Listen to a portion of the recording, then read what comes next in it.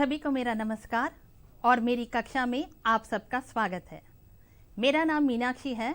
मैं समाज कल्याण गुरुकुल पाठशाला चिटकुल संगारेड्डी जिले में कार्यरत हूँ। बच्चों, आज मैं आपको कोई व्याकरण का पाठ पढ़ाने नहीं आई हूँ। आप आराम से बैठिए।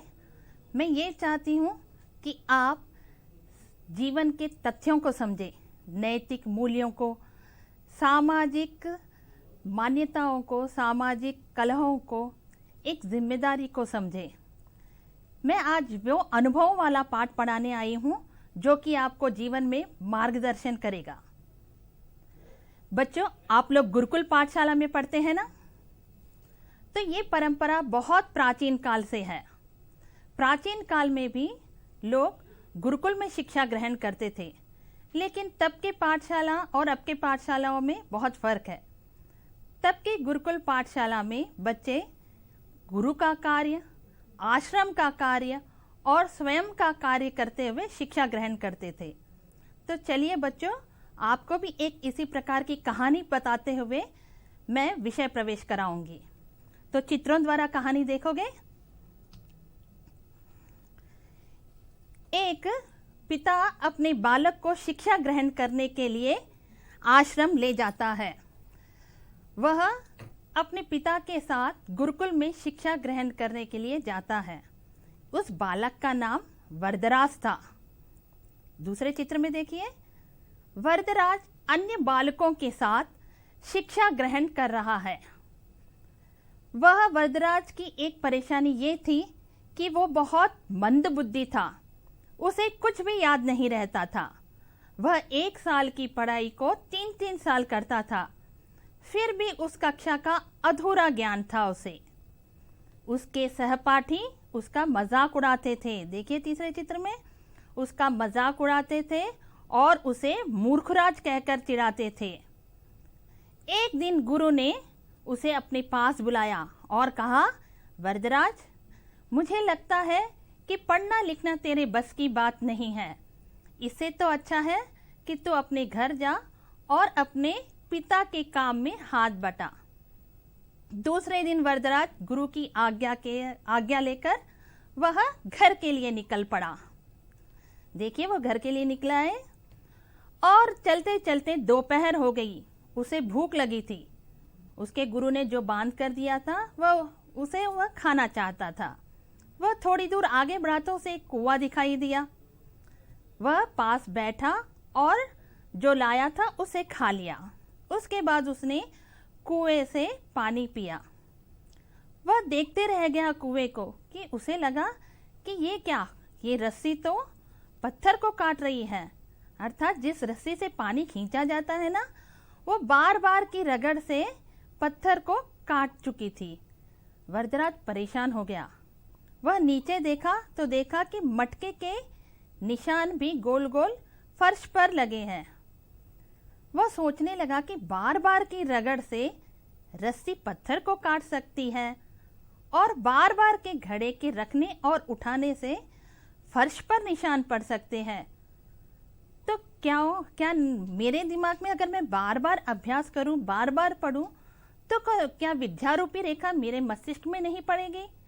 मुझे पढ़ना नहीं आएगा क्या? यही सोचकर वरदराज वहां से उठा। एक नए उत्साह के साथ उठा वह, और इस बार वह चलने लगा। वो कैसे चलने लगा? वह घर की तरफ नहीं, बल्कि फिर आश्रम की ओर पलट गया। वह शाम होते होते आश्रम पहुंच गया। उसे देखकर गुरु ने कहा, क्या वरदराज, तुम कुछ भूल आए हो क्या यहाँ?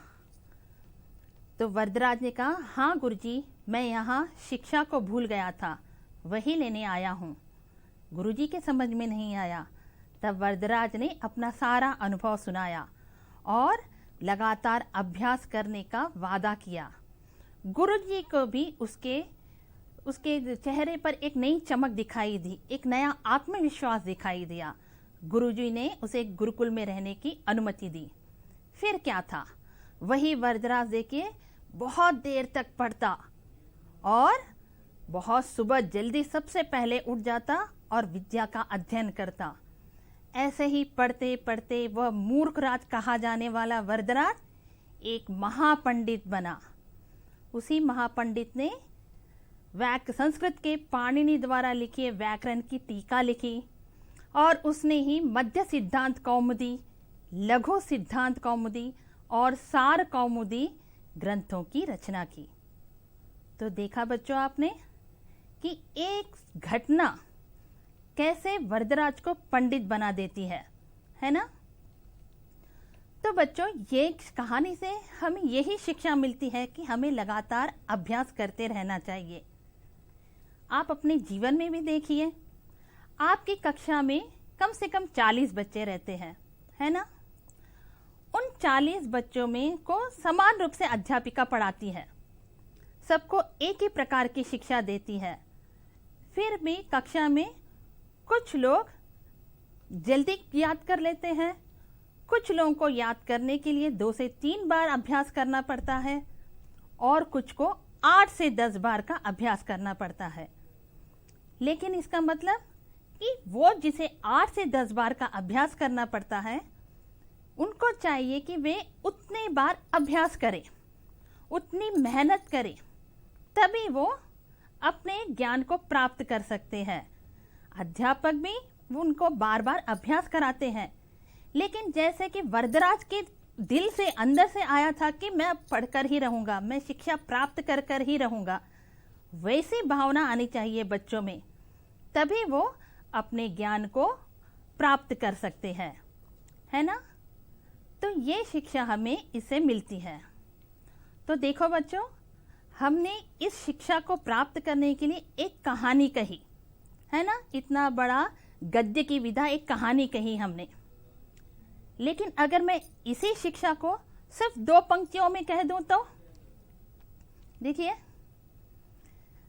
कि 2 पंक्तियों में मैं कह रही हूं, करत करत अभ्यास ते जड़मति होत सुजान, रसरी आवत जात ते सिल पर परत निशान।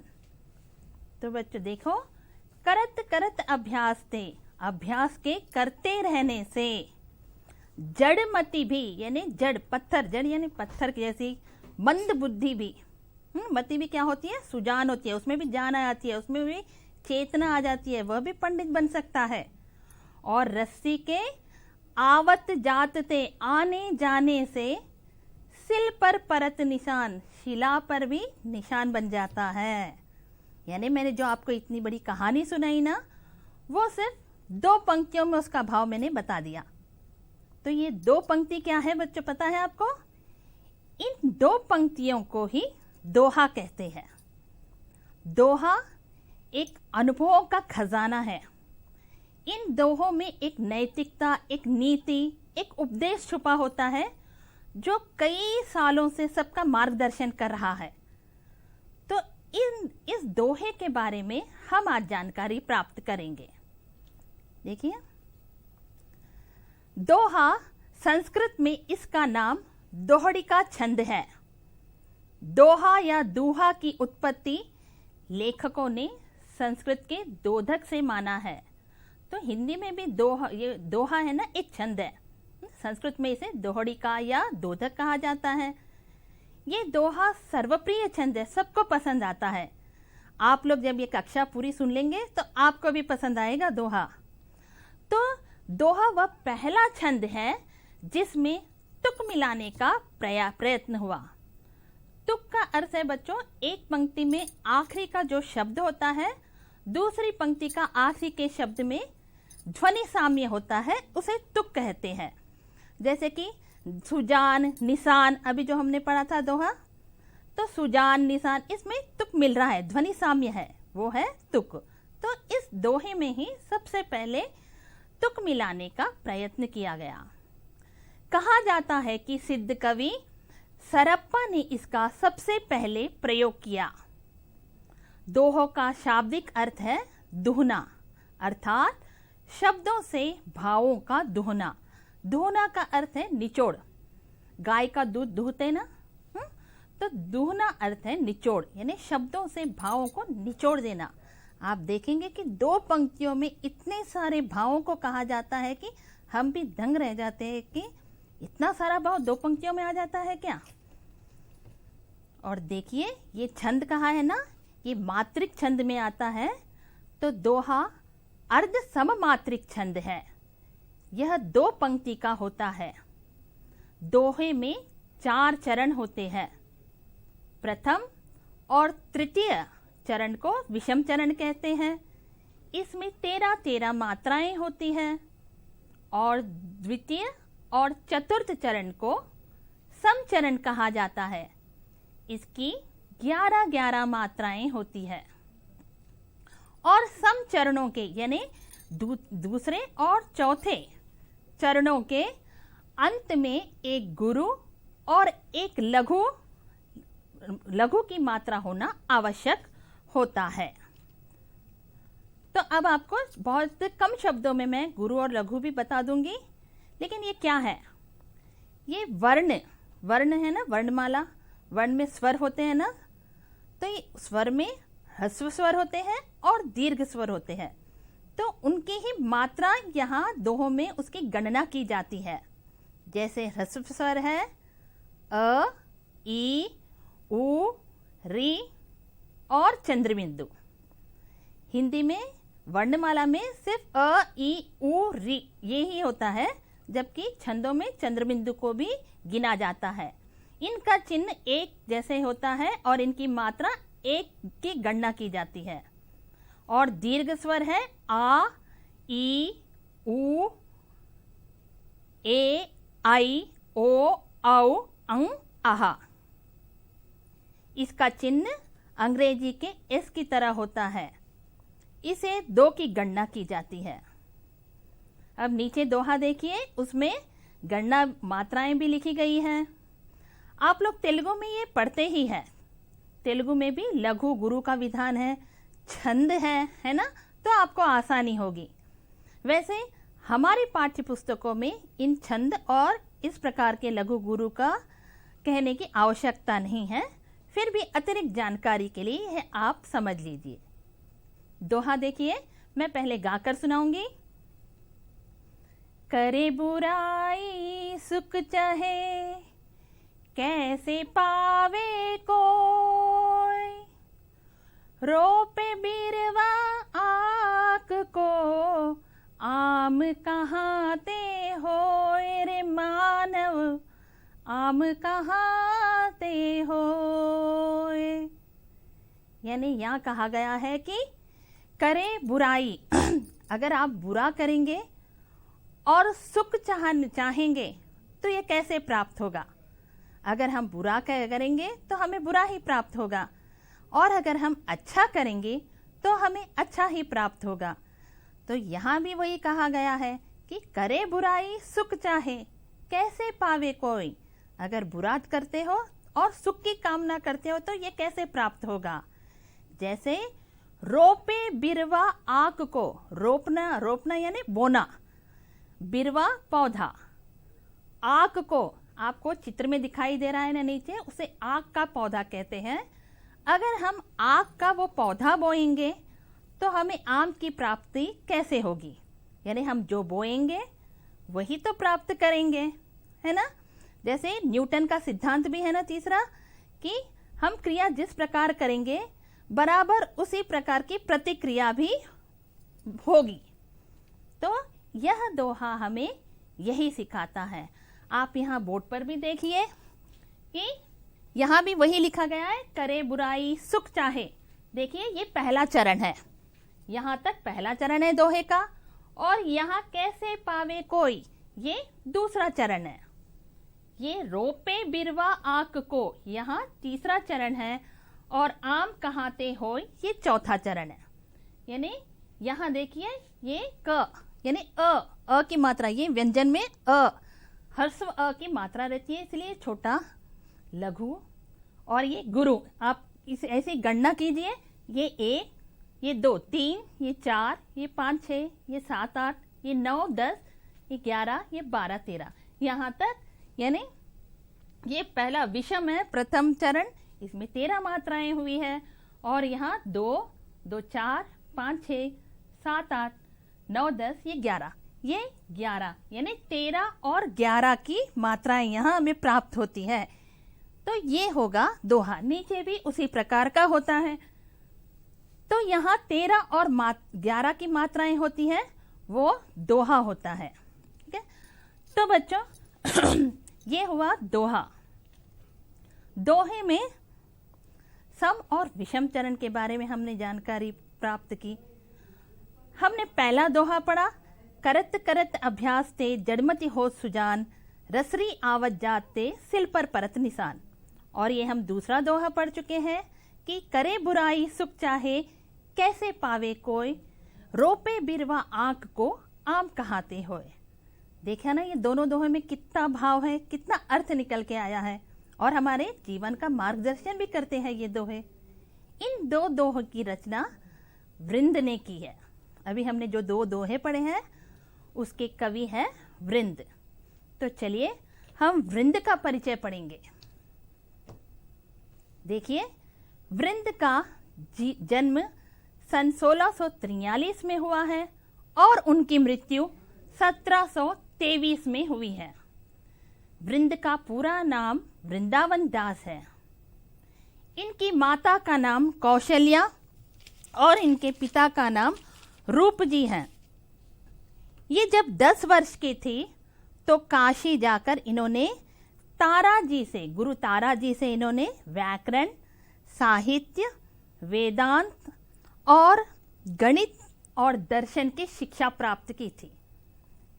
इनकी मुख्य रचनाएं हैं वृंद सतसई, भारत कथा, पवन पच्चीसी, हितोपदेशाष्टक, भाव पंचाशिका, यमक सतसई। इनकी ख्याति का मुख्य कारण इनके नीति दोहे ही है। इनकी भाषा सरल ब्रज भाषा है। इन्होंने अपने काव्य में कहावत और मुहावरों का अच्छा उपयोग किया है। ये एक दरबारी कवि थे। ये पहले औरंगजेब के दरबार में थे। औरंगजेब को आप जानते हैं ना बच्चों, इतिहास में पढ़ा होगा, ये एक मुगल शासक था। इस औरंगजेब के पौत्र अजीमुशान के ये शिक्षक थे वृंद। जब अजीमुशान बंगाल के शासक बने तो वृंद भी उनके साथ बंगाल चले गए। वहां किशनगढ़ के राजा राज सिंह ने इन्हें अजीमुशान से मांग लिया था। उसके बाद से वृंद किशनगढ़ में ही रहने लगे और वहां भी काव्य की रचनाएं की। इसके बाद अंत में उनके प्राण भी किशनगढ़ में ही गए। तो हमने जो दोहे पढ़े वो वृंद द्वारा रचित ही है। तो बच्चों, ये वृंद रीतिकालीन कवि थे। अब आप कहेंगे ये रीतिकाल क्या होता है? तो आपकी जानकारी के लिए कह दूं, जैसे एक व्यक्ति का हम लोग कुछ चरित्र चित्रण करते हैं या व्यक्तित्व के बारे में बोलते हैं तो क्या करते हैं? पहले उसका शैशव, उसका बाल्यकाल, उसकी शिक्षा, उसके कार्य, उसकी प्राप्तियां, ये सब गिनाते हैं ना। तो हिंदी साहित्य भी बहुत बड़ा है। हिंदी साहित्य एक अपार भंडार है। तो इसको भी, हिंदी साहित्य को 4 भागों में बांटा गया। यहाँ देखिए 4 भागों में हिंदी साहित्य को वीर गाथा काल, भक्ति काल, रीति काल और आधुनिक काल में बांटा गया है। तो ये काल की अपनी अपनी विशेषता है। जैसे 1050 से 1375 तक के वीरगाथा काल माना जाता है। 1375 से 1700 तक भक्ति काल माना जाता है और 1700 से 1900 तक रीति काल माना जाता है और 1900 से आज तक आधुनिक काल कहा जाता है। अब इसकी भी अलग अलग श्रेणियां हैं, लेकिन आप इतना याद रखिए कि भक्ति काल में तुलसीदास, कबीर और रहीम है और रीति काल में अभी जो हमने पढ़ा वृंद और बिहारी है। इन 5 कवियों के दोहे हमारी पाठ्य पुस्तक में हैं। हम लोग इन्हीं के बारे में आज जानकारी प्राप्त करेंगे। तो वृंद का परिचय तो हो गया। अब देखिए आप लोग कवि बिहारी का परिचय। बिहारी का जन्म सन 1595 में हुआ और उनकी मृत्यु 1663 में हुई। इनके पिता का नाम केशव राय था और इनके गुरु नरहरिदास थे। इन्होंने काव्य शिक्षण तो कवि केशव दास से शिक्षा ग्रहण की थी, काव्य लेखन की। इनकी मुख्य रचना बिहारी सतसई है। कहते हैं इसमें 700 दोहों से अधिक दोहे लिखे गए हैं, 719 दोहे कहा जाता है। इसमें नीति परक दोहे भी हैं और भक्ति परक, आध्यात्म परक दोहे भी लिखे गए हैं और श्रृंगारिक दोहे भी लिखे गए हैं।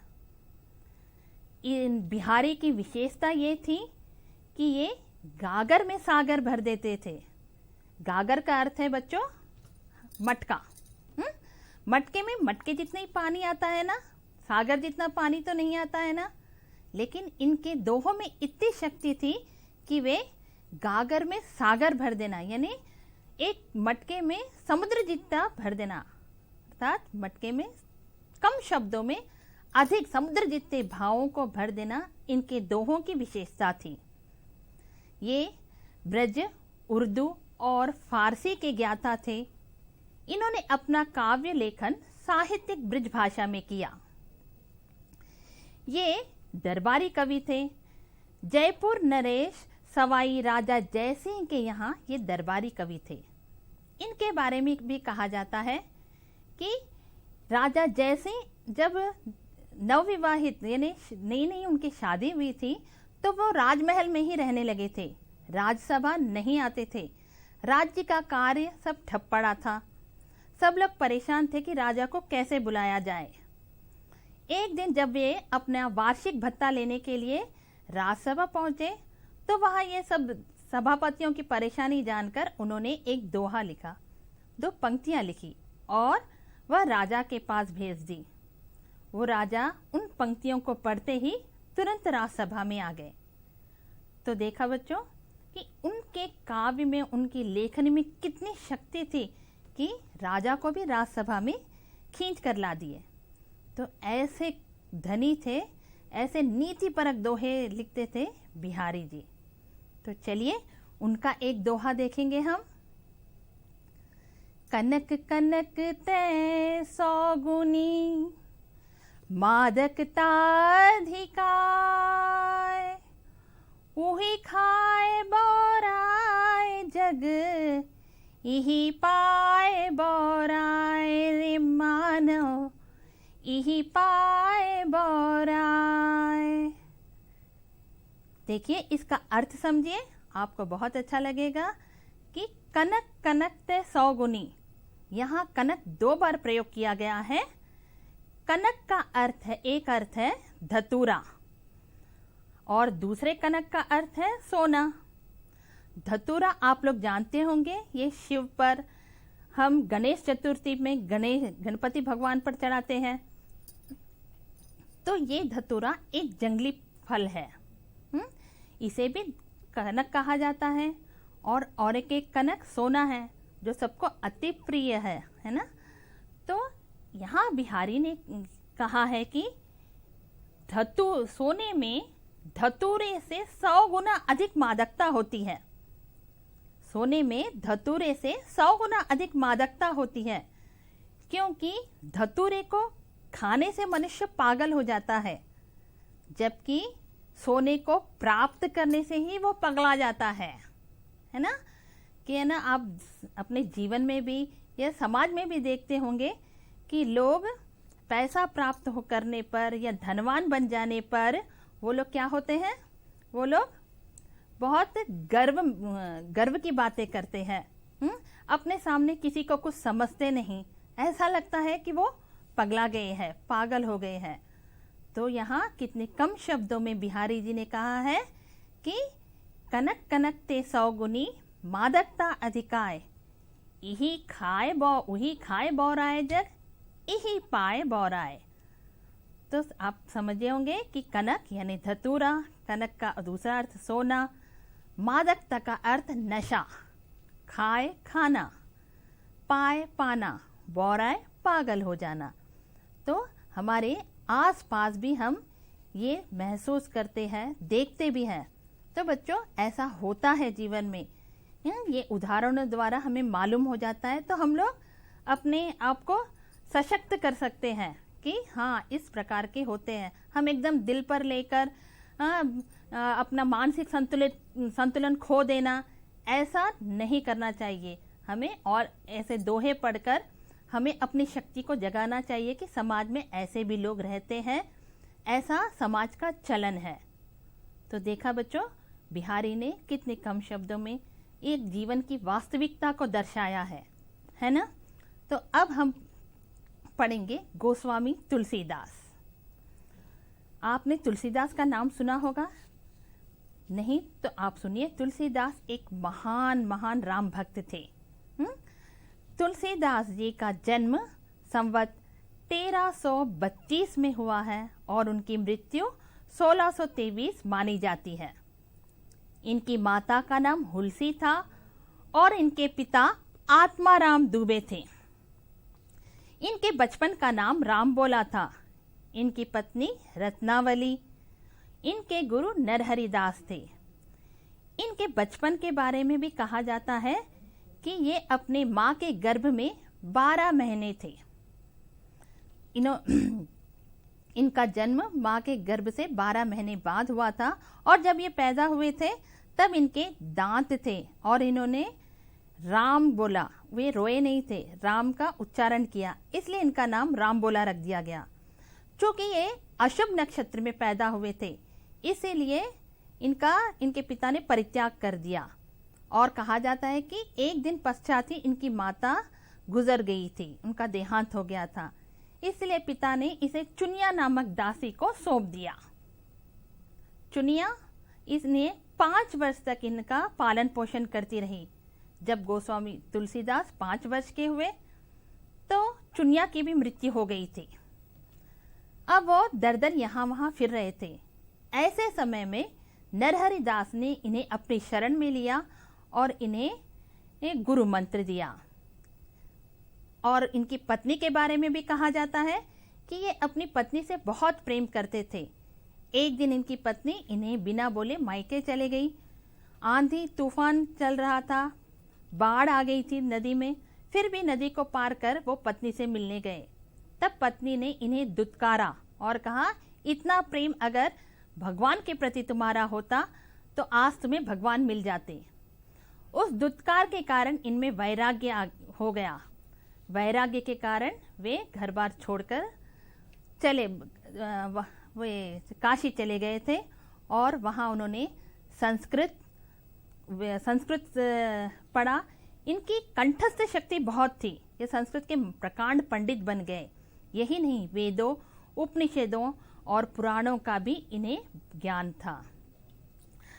इतना ही नहीं, इन्होंने कई भक्ति रचनाएं लिखी हैं।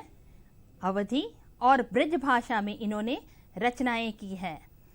इन्होंने अवधी में रामचरितमानस, रामलला नहचु, बरवे रामायण, जानकी मंगल, रामाज्ञा प्रश्न आदि की रचना की और ब्रज भाषा में कृष्ण गीतावली, गीतावली, दोहावली, विनय पत्रिका, वैराग्य संदीपनी आदि ग्रंथों की रचना की। इनकी अन्य रचनाएं हैं हनुमान चालीसा, हनुमान अष्टक, पार्वती मंगल। ये इतने प्रसिद्ध थे कि इन्हें गोस्वामी, अभिनय वाल्मीकि, लोकनायक आदि उपाधियों से बुलाया जाने लगा। गोस्वामी का अर्थ जानते हैं बच्चों? गोस्वामी यानी 5 इंद्रियों को जीतने वाले को ही गोस्वामी कहा जाता है। और इनकी रामचरितमानस पुस्तिका एक पवित्र ग्रंथ के समान है। ये रामचरितमानस को विश्व की सर्वश्रेष्ठ पुस्तकों में 46वां स्थान प्राप्त है। यही नहीं, इन्हें गौतम बुद्ध के बाद सबसे बड़ा लोकनायक माना जाता है। डॉक्टर ग्रियर्सन ने तो इन्हें एशिया का सर्वश्रेष्ठ कवि कहा है। तो ऐसे महान कवि, महान भक्त गोस्वामी तुलसीदास थे। इन्होंने भी कुछ दोहों की रचना की। इनका भी एक दोहा देखेंगे हम। देखिए, तुलसी काया खेत है, मनसा भयो किसान। पाप पुण्य दो बीज है, बूवे सोलूने निदान रे तुलसी, बूवे सोलूने निदान। तो यहाँ कहा गया है, देखो बच्चों, कि काया खेत है। तुलसी कह रहे हैं कि काया खेत है। तो काया यानी शरीर, हमारा शरीर खेत के समान है मान लीजिए।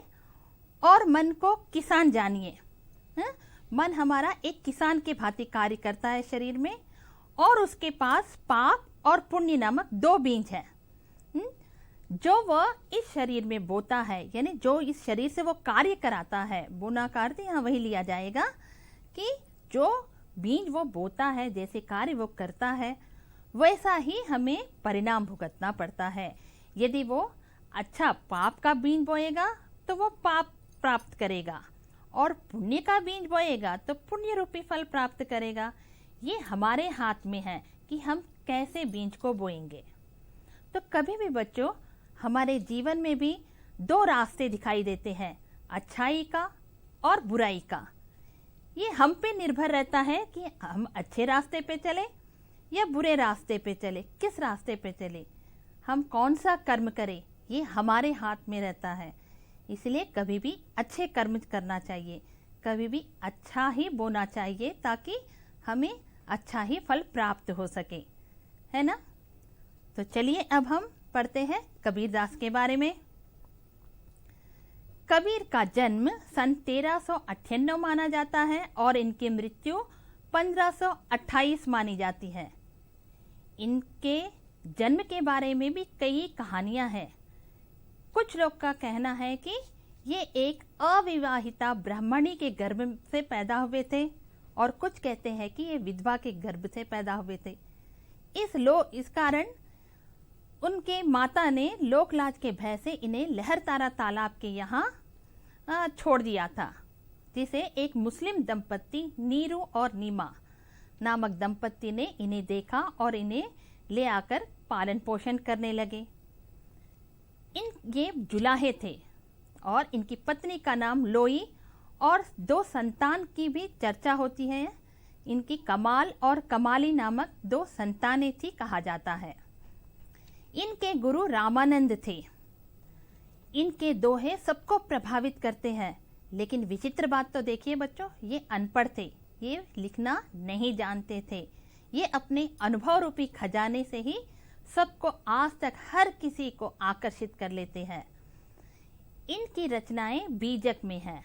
इनकी रचनाएं इन्होंने खुद नहीं लिखी, जो सुने हैं इनके पथ पे चलने वाले इनके शिष्य, इन्होंने लिखा है। इस बीजक के 3 भाग हैं, साखी, सबद और रमैनी। इन्होंने पंचमेल खिचड़ी या साधु खड़ी भाषा का प्रयोग किया, जिसमें अवधी, ब्रज, राजस्थानी, पंजाबी आदि कई शब्द हमें इनके रचनाओं में प्राप्त होते हैं। और इन्होंने खंडन मंडन की रीति अपनाई। इन्होंने उनकी ये प्रवृत्ति थी इनकी कि हर चीज का खंडन करेंगे। तो ये लोग तब है ना, सामंतवादी प्रथा चल रही थी, हिंदू मुसलमान लोग बहुत भारी संख्या में थे। तो ये फिर भी उस समय में ये राम और रहीम को एक मानते थे। इन्होंने अंधविश्वासों का, बाह्य आडंबरों का खंडन किया है, कर्मकांडों का खंडन किया है। ये जहाँ हिंदू धर्म के मूर्ति पूजा का खंडन किया है, वहीं इन्होंने मस्जिद में अजान देने का भी खंडन किया है। जहाँ कर्मकांडों का खंडन किया है, वहाँ बकरी को काटकर खाने का भी खंडन किया है। यानी ये बिल्कुल खंडन, यानी जो बुराई है, जो आडंबर है, जो गलत है, उनका दिल खोलकर अपने दोहों द्वारा खंडन किया है। अगर सोचो बच्चों, आज की जो परिस्थिति है, अगर कबीर आज रहते तो क्या होता? मुझे लगता है कि न जाने कितने पुलिस थानों में इनके खिलाफ FIR दर्ज होती और न जाने कितने मुकदमे इन पर चलते, क्योंकि इनके दोहे पढ़ेंगे ना, जो कि रीतियों को, कुरीतियों को इन्होंने खंडन किया, तो ऐसा ही प्रतीत होगा। तो इनका एक दोहा पढ़ेंगे हम लोग, देखिए। बड़ा हुआ तो क्या हुआ, जैसे पेड़ खजूर, पंथी को छाया नहीं, फल लागे अति दूर कबीरा, फल लागे अति दूर।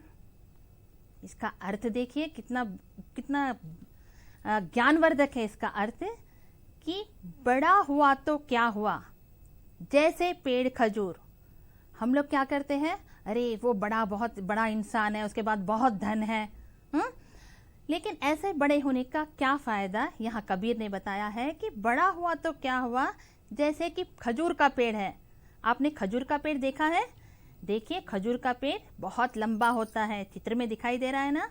उसके पत्ते ऊपर बहुत बड़े होते हैं और उसके फल भी बहुत ऊपर लगते हैं। तो पंथी को छाया नहीं, पंथी यानी पथ पर चलने वाला राहगीर, उसको भी छाया नहीं मिलती है और उसके फल भी बहुत दूर लगते हैं। तो यही कबीर ने कहा है कि पंथी को छाया नहीं, फल लागे अति दूर। यानी यहाँ बताया गया है कि ऐसे बड़े होने का क्या फायदा जो दूसरों के उपयोग में न आता हो, उसमें परोपकार की भावना न हो। वैसा बड़ा होना व्यर्थ है।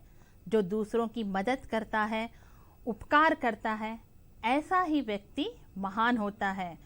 सिर्फ बड़ा होने से वह दूसरों का उपकार नहीं करता, वैसा बड़ा होने का कोई फायदा भी नहीं है। इसीलिए बड़ा होना व्यर्थ है। उपयोगी होना, दूसरों के लिए परोपकार की भावना रखने वाला ही बड़ा मनुष्य है। एक और दोहा देखिए, साई इतना दीजिए जामे कुटुंब समाए, मैं भी भूखा ना रहूं, साधु न भूखा जाए कबीरा, साधु न भूखा जाए। कितना अच्छा दोहा कि कबीरदास प्रार्थना कर रहे हैं कि साईं इतना दीजिए, हे प्रभु मुझे इतना दीजिए कि जिसमें कुटुंब समाए, कुटुंब यानी परिवार को बस हो जाए। मैं भी भूखा ना रहूं, मैं भी भूखा ना रहूं, और न ही मेरे घर में जो साधु संत सज्जन आए न वो भूखे जाएं, बस मुझे इतना देना प्रभु। यानी कितनी विनम्र प्रार्थना है भगवान से कि मुझे इतना ही चाहिए। क्या हम में से कोई इस तरह की प्रार्थना कर सकता है कि भगवान मुझे इतना ही चाहिए, बस इसका प्रयोग करता है? लेकिन तब कबीर इतने ज्ञानी थे कि उन्हें पता था कि हम खाली हाथी आए हैं और खाली हाथी जाएंगे। ये हमें भी पता है कि हम कुछ यहाँ से नहीं ले जाते, फिर भी हम इतना ही चाहते हैं क्या जिसमें हमारा पालन पोषण हो? उतना ही चाहते हैं क्या? नहीं ना। तो हम लोग और इतना चाहते हैं कि हमारे पीढ़ियां पुश्ते भी बैठ के खाना खाएं, इतना चाहते हैं ना। तो देखिए बच्चों, इस दोहे पर मैंने अपना खुद का एक दोहा लिखा जो आजकल की परिस्थिति से मेल खाता है। सुनोगे? सुनाऊंगी, सुनिए। साईं इतना दीजिए जामे पीढ़ियां समाए, मैं भी ऐश करके जाऊं, पीढ़ियां बैठ कर खाए रे मीना, पीढ़ियां बैठ कर खाए। तो आजकल हम लोग ऐसे लोगों को ही देखते हैं और शायद हम भी ऐसे ही मांगते हैं भगवान से, है ना। तो बच्चों, आप लोग कभी भी दोहे जब पढ़ते हो तो उसका अर्थ ढूंढ लेना चाहिए, क्योंकि उसमें ब्रज, अवधि आदि अनेक भाषाओं के शब्द मिलते हैं। आपको अर्थ समझने में मुश्किल होती होगी। तो मैंने इन दोहों का अर्थ भी लिखा है कि साई यानी भगवान, कुटुंब यानी परिवार, जामे जिसमें साधु संत सज्जन, और जाए यानी जाना। तो ये हुआ कबीर का परिचय। अब हम पढ़ेंगे रहीम का परिचय। रहीम दास का पूरा नाम अब्दुल रहीम खान खाना था। कुछ लोग इन्हें अब्दुल रहीम खान खाना भी कहते हैं। इनका जन्म 1556 में हुआ और इनकी मृत्यु 1626 में हुई। इनकी माता का नाम सुल्ताना बेगम और इनके पिता का नाम बैरम खां था। बैरम खां बच्चों, आप अकबर को जानते होंगे। मुगल शासक अकबर का नाम बहुत बड़ा है। तो जब अकबर छोटे थे तो उनके पिता की मृत्यु हो गई थी। उनके पिता की मृत्यु होने के बाद शासन चलाने के लिए ये सेना नायक था बैरम खां। तो इसी के संरक्षण में अकबर ने राजकाज संभाला। जब तक अकबर बड़े न हो जाए तब तक बैरम खां ने ही राज चलाया था और जब बड़े हो गए तो अकबर को राज सौंप दिया था। तो ऐसे बैरम खां के पुत्र ही रहीम थे और जब रहीम पैदा हुए थे तब इनके पिता की आयु 60 साल की थी और जब रहीम 5 वर्ष के हुए तो इनके पिता की मृत्यु हो गई थी। अकबर कई भाषाओं को जानते थे, जैसे तुर्की, अरबी, फारसी, संस्कृत, ब्रज, अवधी आदि। इन्होंने रहीम सतसई, बरवे नाई का भेद, श्रृंगार सौरठ और मदनाष्टक नामक पुस्तकों की रचना की। ये मदनाष्टक में श्री कृष्ण की लीलाओं का वर्णन है। ये अकबर के दरबार में नवरत्नों में से एक थे। ये कवि थे, सेना नायक थे, कूटनीतिज्ञ थे, बहुभाषी थे, दानी थे और कला प्रेमी थे। इसलिए इन्हें कहा जाता है कि ये तलवार के ही नहीं कलम के भी धनी थे। ये बहुत अच्छा लिखते थे। इनके दोहे हमारे जीवन को का मार्गदर्शन करते हैं। इन्हें खाने खाना की उपाधि दी गई थी। रहीम अपने काव्य में रामायण, महाभारत, पुराण तथा गीता के कथानकों को लिया है। इनके काव्य में नीति, भक्ति, प्रेम और श्रृंगार का सुंदर समावेश दिखाई देता है। तो बच्चों, इनका भी एक दोहा हम पढ़ेंगे। कही रहीम संपत्ति सगे, बनत बहुत बहुरीत, विपत्ति कसौटी जे कसे, ताते साचे मीत रहीमा, ते साचे मीत। तो बच्चों यहाँ देखिए, रहीम कहते हैं कि कहीं रहीम संपत्ति सगे। जब हमारे पास संपत्ति होती है तो सभी हमारे सगे बन जाते हैं, रिश्तेदार बन जाते हैं। बनत बहुत बहुरीत, यानी वे कैसे बनते हैं? कई तरह से, कई रिश्ते लगाकर, यहाँ के वहाँ के, दूर के रिश्ते भी निकट के बताकर हमारे संबंधी बन जाते हैं। लेकिन बच्चों, विपत्ति कसौटी ते कसे, विपत्ति ऐसी कसौटी है उसके द्वारा हमें पता चलता है कि कौन हमारा सच्चा मित्र है। क्योंकि जब विपत्ति आती है तो जो सच्चे मित्र हमारे होते हैं वे ही हमारा साथ देते हैं और जो हमारे मित्र नहीं होते वो दूर चले जाते हैं। तो हमें ये ध्यान में रखना चाहिए कि जब हमारे पास संपत्ति होती है तो वो सभी जो आते हैं वो सभी हमारे मित्र नहीं हैं, बल्कि विपत्ति ऐसी परीक्षा है, ऐसी कसौटी है, उसके द्वारा ही हमें पता चलता है कि कौन हमारा सच्चा मित्र है। तो आज भी सामाजिक परिवेश में देखिए, हमारे परिवार में देख सकते हैं, समाज में देख सकते हैं कि ये होते ही रहता है कि जब हम कुशल रहते हैं, हम धन धान्य से पूर्ण रहते हैं तो कई संबंधी आते हैं, लेकिन जब हम पे मुसीबत आती है तो हमें पूछने वाला कोई नहीं रहता। तो ये दोहा हमें यही जताता, यही सिखाता है कि हमें सावधान रहना चाहिए। तो बच्चों, कभी भी याद रखना चाहिए कि हमारे जीवन में भी दो प्रकार के लोग रहते हैं। एक वो लोग रहते हैं जो दूसरों को गिरता हुआ देखकर संभल जाते हैं, और एक वो लोग होते हैं जो ठोकर लगने पर संभलते हैं। ये हमारे हाथ में है कि हम दूसरों के अनुभव से अनुभव प्राप्त करके हमारे जीवन का मार्ग सरलता पूर्वक जिए, या हम ही ठोकर खाते रहे और संभले। तो आप किस श्रेणी के बनना चाहते हैं? अनुभव से सीखना चाहते हैं या दूसरों के अनुभव से भी खुद संभल जाना चाहते हैं? ये दोहे बच्चों हमें संभलने का मौका देते हैं, दुनियादारी सिखाते हैं, हमें अच्छे व्यवहार की तरफ हमारा ध्यान केंद्रित करते हैं, एक नई राह दिखाते हैं। ये अनुभवों का निचोड़ है। तो इन दोहों को आप ध्यान से पढ़िए, आपकी पाठ्य पुस्तक में रहता है, उसे आत्मसात कीजिए। अब दूसरा रहीम का दोहा देखिए। बिगड़ी बात बने नहीं, लाख करो किनको, रही मन फाटे दूध को, मथे न माखन होए, रहीमा मथे न माखन होए। इस दोहे में रहीमदास कह रहे हैं कि बिगड़ी बात बने नहीं, हमारा व्यवहार हमें अच्छा रखना चाहिए। सारे कार्य व्यवहार से ही जुड़े होते हैं।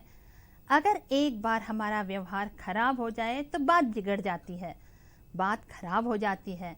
जब बात बिगड़ जाती है तो लाख प्रयत्न करने पर भी वह बात फिर नहीं बनती। ऐसे ही रहीम उदाहरण देकर कहते हैं कि जैसे दूध एक बार फट जाता है तो हम लाख प्रयत्न करें फिर भी वह उसमें से माखन नहीं निकाल पाते, है ना। तो यही कह रहे हैं कि बिगड़ी बात बनती नहीं, इसलिए हमारे व्यवहार में अच्छा विनम्रता लानी चाहिए, हमें सबसे सद्व्यवहार करना चाहिए, हमारे व्यवहार पर हमें बहुत ध्यान देना चाहिए, क्योंकि जब बात बिगड़ जाती है तो फिर नहीं बनती। अगर बन भी गए तो रहीम ने ही कहा था ना, रहीमन धागा प्रेम का मत तोड़ो चटकाए, टूटे से फिर ना मिले, मिले गांठ पड़ जाए। तो वही बात यहाँ है, अगर बिगड़ गई बात तो फिर नहीं बनती, और अगर बनती है तो उसमें गांठ पड़ जाती है। तो यहाँ अगर बात बनती नहीं और बनना भी चाहे तो दूध को देख लीजिए, एक बार दूध फट जाता है तो चाहे लाख बार हम उसे मथने का प्रयत्न करो, क्या उसमें से हमें माखन की प्राप्ति होती है? नहीं ना। तो यही रहीमदास ने कहा है कि हमें अपने व्यवहार में व्यवहार की तरफ ध्यान देना चाहिए। तो बच्चों, आपको कैसे लगे ये दोहे? दोहों से हमारे जीवन का मार्गदर्शन हुआ है ना। हम लोग एक राह, एक नया अनुभव प्राप्त कर सकते हैं इन दोहों से। कई सालों से अब तक ये दोहे कई लोगों का, कई पीढ़ियों का मार्गदर्शन कर रही है। तो हमें भी इन दोहों से सीखना चाहिए। हमारी पाठ्य पुस्तकों में ये दोहे हैं और कवि परिचय के रूप में हमें प्रश्न पूछा जाता है, जो कंपलसरी क्वेश्चन है, अनिवार्य प्रश्न है। उस प्रश्न के लिए कवि परिचय आपको काम में आएगा, और दोहों को किस प्रकार आप लोग आनंद के साथ, राग के साथ गा सकते हैं और आनंद ले सकते हैं। सिर्फ आनंद ही नहीं, जीवन के अनुभवों को सीख सकते हैं। ये आपने आज सीखा। तो बच्चों देखिए, अब आप गृह कार्य लीजिए कि अपने मनपसंद कवि के बारे में लिखिए।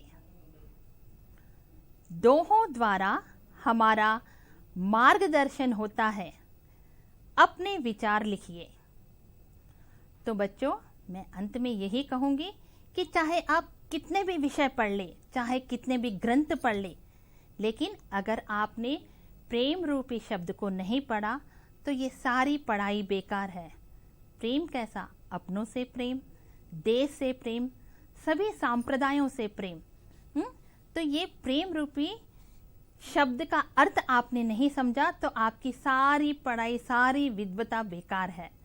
इसीलिए तो कबीर ने कहा है, पोथी पढ़ी पढ़ी जग मुआ, पंडित भयान कोय, ढाई आखर प्रेम का, पढ़े सो पंडित होए कबीरा, पढ़े सो पंडित होए। तो बच्चों, इतने पोथी यानी ग्रंथों को पढ़ लेने से कोई फायदा नहीं। जब ग्रंथ पढ़ पढ़ के मर चुका है, लेकिन पंडित कोई नहीं हुआ है। जो ये 2.5 अक्षर प्रेम का, इसके रहस्य को जान गया है, वही पंडित होता है, वही विद्वान होता है। तो आप लोग भी इस प्रेम के अर्थ को समझिए, अपनों से प्रेम कीजिए, देश से प्रेम कीजिए, सभी संप्रदायों से प्रेम कीजिए। इसी आशा के साथ मेरा प्रेम पूर्ण नमस्कार। धन्यवाद।